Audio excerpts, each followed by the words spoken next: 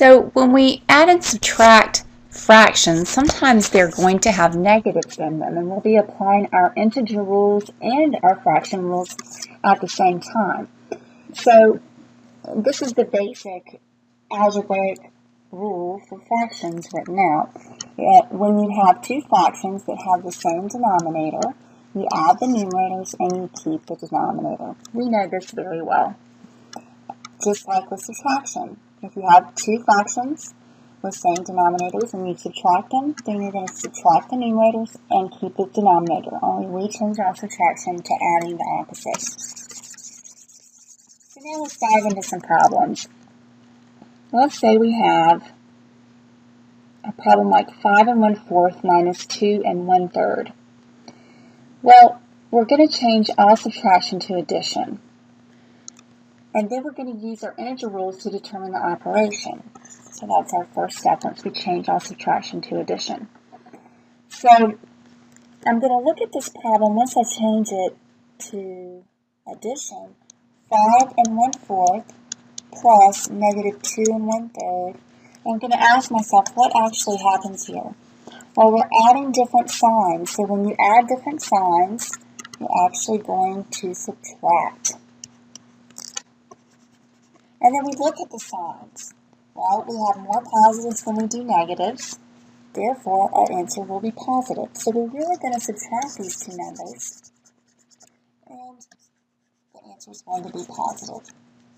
So I'm going to treat this as a subtraction problem. 5 1/4 minus 2 1/3 is going to be 5 3/12 minus 2 4/12. Now I'm going to have to regroup, so take 1 away from 5, and it becomes 4, and then I add that 1 to 3/12 as 12/12 to get 15/12. And then I just subtract, and I get 2 11/12. Let's look at another example. Here we have negative 2 1/3 plus 2/3 minus 5. So I'm going to go ahead and rewrite this using all addition. So I get negative 2 1/3 plus 2/3 plus negative 5. So all I've done is change subtraction to addition. Now, once all of subtraction is changed to addition, it doesn't matter which numbers we add together first. According to our commutative or associative rules of addition, they state it doesn't matter which numbers you add first if you have all addition, which is one reason we change subtraction to addition. So I'm going to add my negatives together first. My negative 2 1/3 plus negative 5, because that's pretty easy, right? I can actually do that in my head. So when I do that, I'm going to add negative plus negative. And we're adding like signs, so we add the numbers and we keep the sign, which is negative. So we end up with negative 7 1/3. Easy enough. So now we're going to be adding negative 7 1/3 plus the 2/3. Well, here we're adding different signs, so we subtract. And we have more negatives than positives, so our answer will be negative. So we have 7 1/3 minus 2/3. That's actually the math we're doing, even though the original problem is negative 7 1/3 plus 2/3. What we're really doing is subtracting and keeping the sign of the greater. If it helps, go ahead and write that negative sign down so you don't forget it. And you just go ahead and treat this like a regular subtraction problem. You're going to have to borrow. And we end up with 6 2/3, and we need to remember it's negative. So that's our final answer. Go ahead and try this problem, and when you're done, check your answer. In this problem, we're adding different signs, so we need to actually subtract. We have more negatives than we do positives, so our answer is going to be negative. So I'm going to come over and complete a subtraction problem. And I'm going to go ahead and put that negative beside my answer, where my answer is going to be, so I don't forget it. So 6 1/4 minus 3 3/5. I'm going to get common denominators of 20. I'm going to have to borrow, and I end up with negative 2 13/20.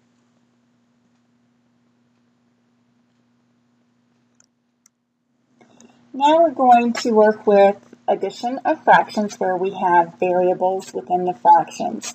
In this example, b over 6 plus 5 over 6, it looks really daunting at first, but if you keep in mind your rules for adding fractions, it's really not so bad. The rules for adding fractions are that you keep your denominator if they're the same. Do we have the same denominator? Yes, so what's our denominator in our answer going to be? 6, right? And then you just add your numerators. Well, can you add b and 5 together? No, they're not like terms, so you just have to leave it as b plus 5. So you add your numerators and keep your denominators, and your answer is b plus 5 over 6.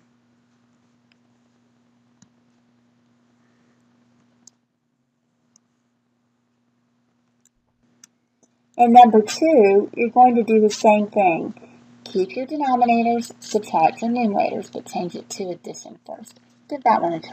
You should end up with 5 plus negative 3 in your numerator, g in your denominator, so you end up with 2 over g, since 5 and negative 3 are like terms, so we can go ahead and add. In the next fraction, we can use a couple different techniques for this. The one thing I'll tell you is you cannot have a mixed number with a variable in it. So we can't just say 3b and a half like we would normally. So if this is 6 plus 1/2, we would just say that that equals 6 1/2. But we can't do that with a variable. So you're going to have to write this as an improper fraction. There's a couple of ways to do it. So let's start off with one technique. We write 3b and a half, and then what we're going to do is change it to an improper fraction, the way we always change mixed numbers to improper fractions. So let's think through how we would do that with a normal problem. Like let's say we had 6 1/2. The way we change that is we would take the denominator, multiply it by the whole number, and add it to the numerator, and put all that over the denominator. So we get 2 times 6 is 12, plus 1 is 13, halves. We're going to use this same process. So in this case, we're going to multiply 2 times 3b plus 1. So 2 times 3b plus 1. Well, 2 times, you multiply before you add, 2 times 3b is 6b plus 1, and you leave that over your denominator of 2, and that's your final answer because you can't add 6b and 1. Another technique that you can use, if you're interested, is you can get a common denominator with both of those and then add them together. So, for example, we could say 3b over 1 plus 1/2. The common denominator is going to be 2. So we're going to multiply 3b over 1 times 2 over 2. We'll get 6b over 2 plus 1 over 2 equals 6b plus 1 over 2. So whichever technique makes the most sense to you, use that technique. That's just a second choice. This problem is similar to the last, so I'd like you to pause the video, try this, and see how you did. I'm going to show you both techniques again.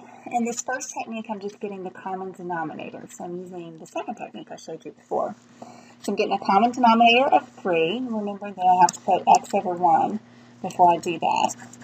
I get a common denominator of 3 by multiplying 3 over 3 times x over 1.